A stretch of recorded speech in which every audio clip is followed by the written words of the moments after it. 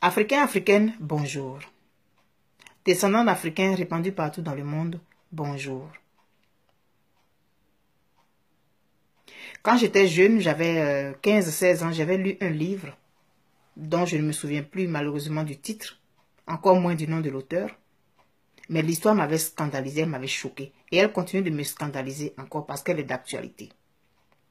C'est l'histoire d'un peuple, le peuple noir, qui avait bénéficié de la liberté. C'est-à-dire qu'on avait mis fin à l'esclavage.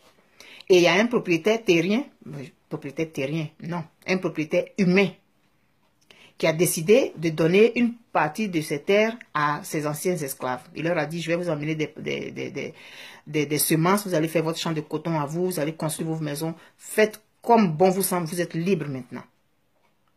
Il y en a qui ne voulaient pas de cette liberté-là parce qu'ils trouvaient que c'était pas trop prudent. Mais toujours est-il qu'ils sont allés, ils ont construit leur maison avec la terre, ils ont fait ce qu'ils avaient à faire. Quelque temps plus tard, le propriétaire est venu les voir, l'ancien propriétaire est venu les voir, l'ancien maître, l'ancien possesseur est venu les voir. Il dit, mais est-ce que vous avez commencé à labourer? Labourer quoi? Mais votre plantation? Mais non, mais tu nous as pas dit.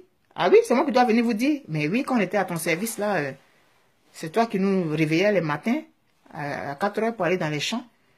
Et on travaillait jusqu'à 18 heures. Là, on a la paresse. Il dit, mais c'est votre plantation à vous, il faut que vous commenciez à vous lever à faire. Ça va être vous, pour la récolte, ça va être à vous. Mais non. Ils se réveillaient à 10 heures.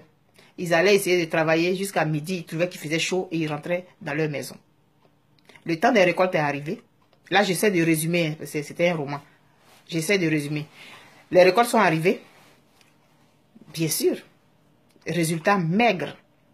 Et ils décident de faire une réunion. Il y a un qui dit, ah mais vraiment, il faut qu'on, l'année prochaine, il y a un qui dit, quelle année prochaine? Moi, je ne fais pas de plantation ici. Je retourne chez l'ancien maître. Quoi? On est libre maintenant. Et il y a 2 ou 3 qui sont levés qui ont dit, oui, effectivement, moi aussi, je retourne chez l'ancien maître. Chez l'ancien maître, là, j'avais la nourriture garantie. Mes enfants avaient la nourriture garantie. On est venu ici, regarde comme on est malheureux, regarde comme on a maigri. Moi, si c'est comme ça la liberté, là, je préfère encore aller chez le maître, c'est mieux. Et ils sont allés revoir l'ancien maître. Il a dit, mais non, mais vous êtes libre, maintenant je ne peux pas vous prendre. Il dit, bon, si tu veux, nous, on va rester dans ta ferme, on va travailler pour toi, mais on va rester là, ne nous paye pas, mais au moins, on a la sécurité alimentaire, on a la sécurité physique et tout ça. On a une bonne maison où dormir, il y a des tôles, c'est en briques et tout. Les autres sont restés là-bas, ils ont essayé de se débrouiller. Mais ils ont commencé à être combattus par ceux qui sont allés faire allégeance au maître. Et ils ont trouvé que ceux-là étaient ingrats parce qu'ils n'ont pas voulu revenir chez le maître. Et ils les ont traités de tous les noms. Et le maître, convaincu que les autres lui en voulaient, il a commencé à les détester. Morale. On dirait qu'on se sent bien dans la servitude. On se sent bien dans la servitude. Quand on fait nos réunions en Afrique, là, on invite les chefs d'État français. Pourquoi?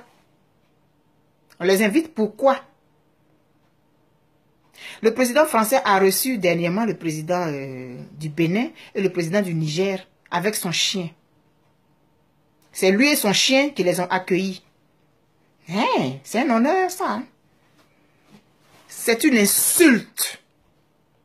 C'est une insulte à l'intelligence humaine.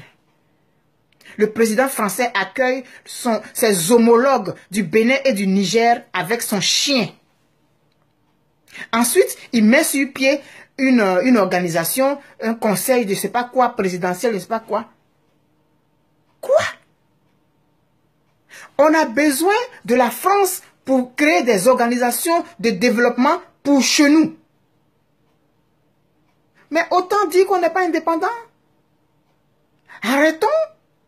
Appelons nos présidents chefs de département, chefs de département d'outre-mer, je sais pas.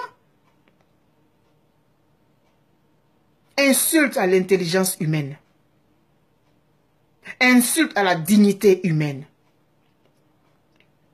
Nous sommes comme ces gens-là à qui on a donné la liberté et qui sont allés revoir l'ancien maître pour lui dire, quand on est avec toi, on a la sécurité alimentaire. On est indépendant. Soi-disant. Nous ne sommes pas capables de gérer nos pays. On a encore besoin de l'expertise de l'ancien colonisateur pour venir diriger nos pays. Où on en est? Le taux de pauvreté, il est toujours égal à lui-même. Le taux de scolarité, il est aussi bas. Les présidents qu'on élit, on les met là pourquoi? Pour être des représentants de l'ancien colonisateur, parce que c'est l'impression que j'ai. Quand les peuples disent qu'ils ne veulent plus du franc CFA et que des chefs d'État, je n'ai même pas envie de prononcer le nom, disent que non, cette monnaie-là est bonne, c'est une insulte à l'intelligence humaine. Une insulte. Moi, je ne suis pas dans une dynamique de anti-blanc. Hein. Je n'ai pas de haine contre les blancs. Hein. Il faut que ce soit clair. Parce que j'ai déjà reçu des messages de gens qui pensent que moi, je suis dans cette logique-là. Je ne suis pas dans une logique de anti-blanc. J'ai un problème avec un système de gouvernement qui maintient mon peuple dans la servitude avec la complicité de ceux que nous mettons au pouvoir dans nos pays. Je ne suis pas dans une logique de anti-blanc ou d'ethnicisme. Non. Je vis dans un pays de blancs. Je ne peux pas avoir de la haine pour le blanc. J'ai de la haine, j'ai de la colère. J'ai de la frustration vis-à-vis de certains agissements.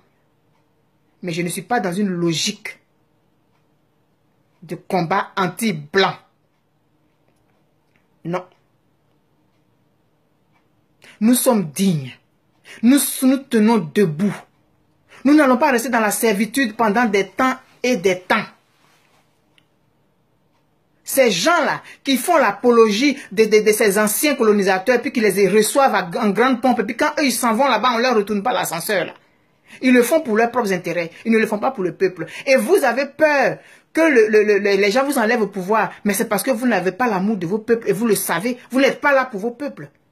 Si vos peuples vous aiment, si vous posez des actes pour vos peuples, le peuple va servir de bouclier pour vous.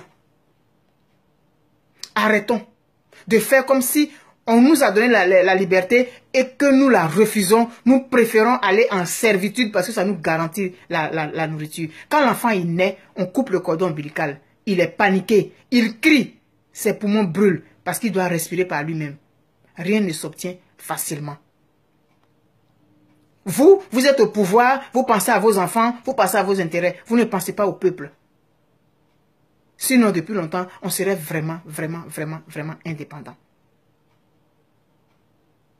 Refusons ça.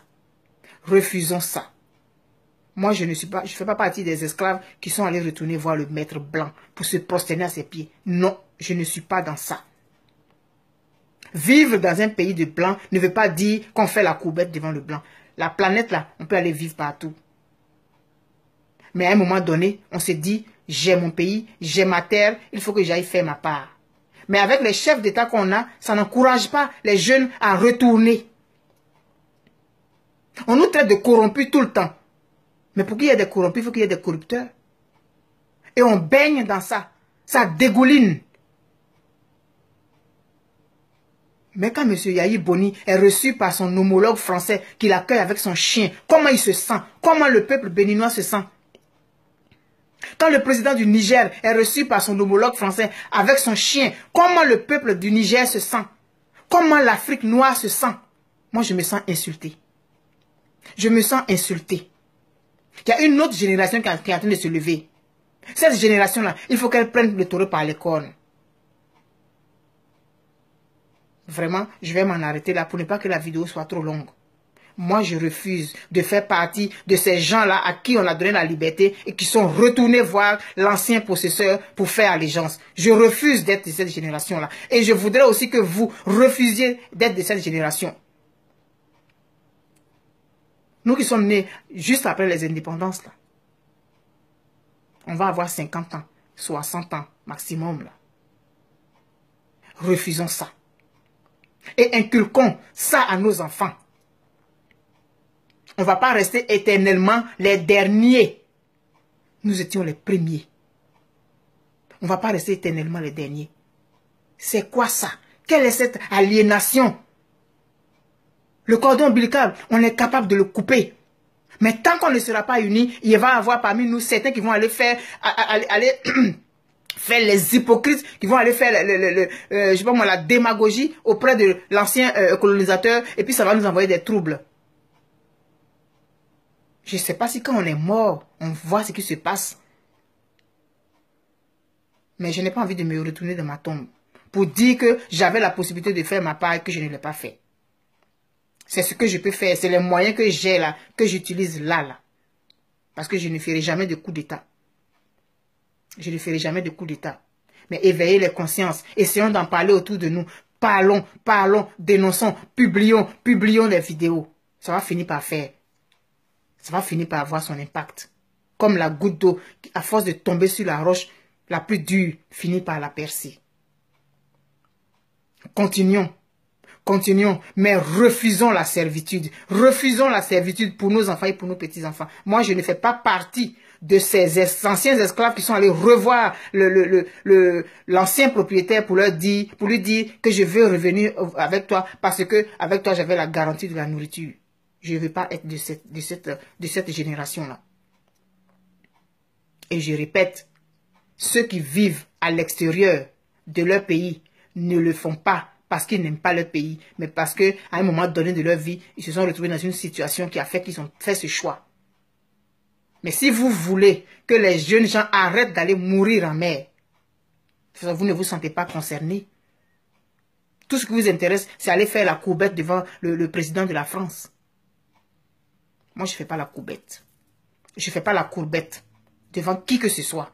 Je suis respectueuse, je suis polie, mais je ne fais pas la courbette devant qui que ce soit. Et il faudrait que nous ayons tout ça en nous. Arrêtons de faire la courbette. Parce qu'on est né pour être debout. Nous sommes nés pour être debout. Merci.